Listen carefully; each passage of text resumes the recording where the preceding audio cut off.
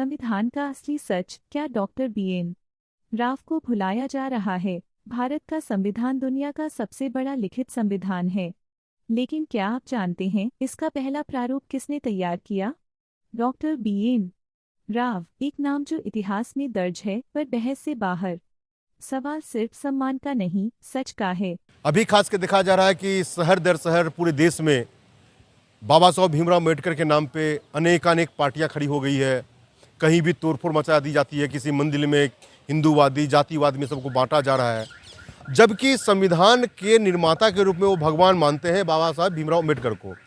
बाबा साहब भीमराव अम्बेडकर को पूरा देश मानता है, वो हमारे लिए आदर्श हैं, लेकिन उनको देवता बनाकर, भगवान बना करके उनका दोहन किया जा रहा है या संविधान का अपमान किया है। क्यों कि संविधान के निर्माता वास्तव में बाबा साहब भीमराव अम्बेडकर ने ही कहा था कि डॉक्टर BN राव थे। ये क्या मसला है?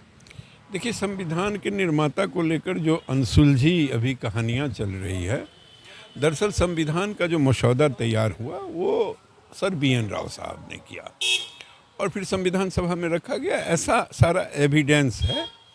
रही बात बाबा साहब भीमराव अम्बेडकर जी की, तो पूरे देश में ये प्रचलित किया गया कि उन्होंने संविधान का निर्माता है, जबकि संविधान के निर्माण का जो मुख्य श्रेय है वो BN राव साहब के पास है, ऐसा बाबा साहब ने भी कहा है।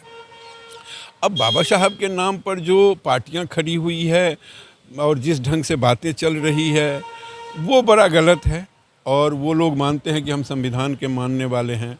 जिस ढंग से अभी हम देख रहे हैं कि जगह जगह मनु स्मृति को जलाया जा रहा है।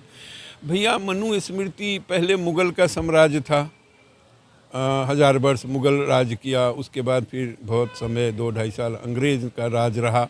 मनु स्मृति से कब चल रहा है देश? उसके बाद संविधान से चल रहा है। और संविधान आपको ये राइट कहाँ से दे दिया कि किसी भी महापुरुष की बेइज्जती कर दे? जिस ढंग से आज हो रही है, चाहे भीमराव अम्बेडकर की मूर्ति को जलाया जाए या मनु स्मृति को जलाया जाए या किसी महापुरुषों का अपमान किया जाए, ऋषि मुनि का अपमान किया जाए, किसी भी धर्मानुयायियों के देवी देवताओं का अपमान किया जाए, ये संविधान कहाँ से ये अधिकार देती है? तो संविधान के नाम पर, अम्बेडकर के नाम पे आप जिस ढंग से माहौल खड़ा कर रहे हैं, ये बिल्कुल गलत है। ये भविष्य के लिए बहुत खतरनाक साबित होगा। ये असंवैधानिक है। संविधान के नाम पर असंवैधानिक काम करना, ये उन लोगों की फितरत है, ऐसा मुझे लग रहा है।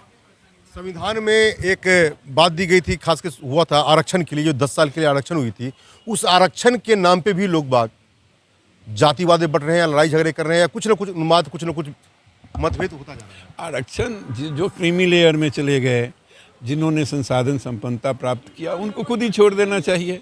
गरीबों के लिए, कमज़ोरों के लिए आरक्षण होना चाहिए, आरक्षण हो। लेकिन आज का जो आरक्षण है वो तो सिर्फ उन्हीं लोगों के लिए है जिनको आवश्यकता नहीं है। देखिए, ये तो अपना एक मोनोपोली है। जितने ऊपर बैठे हुए लोग हैं वो अगर छोड़ना ही नहीं चाहते हैं, राष्ट्र को अगर मजबूत बनाना है तो समाज और सरकार मिल करके करेंगे।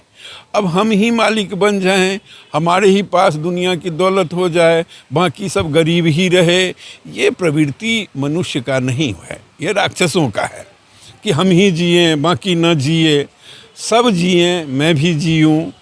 ही संस्कृति में जीने वाले जो भी संप्रदाय हैं वो देश और दुनिया के लिए खतरनाक होता है। भी संस्कृति में जीने वाले जो भी संप्रदाय होंगे वो देश समाज के लिए अच्छे होते हैं। इसीलिए वैचारिक दृष्टिकोण से उनको सोचना चाहिए। सबको जीने का अधिकार है, ईश्वर ने सबको भेजा है, नेचर के फेवर में काम करना चाहिए। मानव केंद्रित विकास भारत ही नहीं पूरी दुनिया को डुबोने पे लगा हुआ है, इसलिए प्रकृति केंद्रित व्यवस्था की तरफ मनुष्य को मुड़ना चाहिए और संविधान को ठीक से समझना चाहिए। संविधान को जब वो समझेंगे कोई भी व्यक्ति, तो उनको पता चल जाएगा। रही आरक्षण वगैरह की, ये सब चल रहा है, अभी बहुत कुछ है। वोट की राजनीति भी एक राजनीति है बहुत बड़ी, इसलिए देश की हालात ये हो रही है। आपने राजनीति की बात बहुत अच्छी की। मुख्यमंत्री जो उत्तर प्रदेश के हैं बाबा योगी आदित्यनाथ जी, उन्होंने एक नारा दिया था, बटोगे तो कटोगे। और देश में वास्तव में अगर देखा जाए तो कांग्रेस ने नहीं बांटा था। वास्तव में अगर देखा जाए आज के डेट में ये अम्बेडकरवादी या अलग अलग जो हैं सब कई तरह के ऐसे आदमी हैं जो बांटने की राजनीति कर रहे हैं। हम किसी पार्टी का नाम नहीं ले रहे हैं, लेकिन हैं ऐसी बहुत सारी पार्टियां जो बांटने की राजनीति कर रही है। तो ये कटोगे और बटोगे का नारा चरितार्थ होता है। देखिए, योगी जी ने जो ये बात कही है, उन्होंने क्यों कही, किस आधार पर कही, इस बारे में मैं कोई खंडन नहीं करना चाहता। लेकिन जब जब आदमी बटा है तो वो कहीं ना कहीं कमज़ोर पड़ा है। एक कपिल शर्मा का एक चुटकुला वाला शो आता है, उसमें वो राजा बना हुआ है और वो कहता है कि हमारे राज्य में 100 आदमी को रखेंगे और 100 धर्म के लोग रखेंगे। तो उसका एक मंत्री वो पूछता है 100 धर्म के क्यों? बोला अगर 100 धर्म के लोग रहेंगे तो राजा सुरक्षित रहेगा, एक धर्म का आदमी हो जाएगा तो राजा खतरे में आ जाएगा, और 100 धर्म के रहेंगे तो आपस में ही लड़ते रहेंगे। देश में जाति के नाम पे, धर्म के नाम पे, इन सभी वर्ग के नाम पर, भाषा के नाम पर, क्षेत्र के नाम पर खूब लड़ाई करवाई जा रही है। सारे राजनेता एक ही जगह बैठ कर के खाते हैं।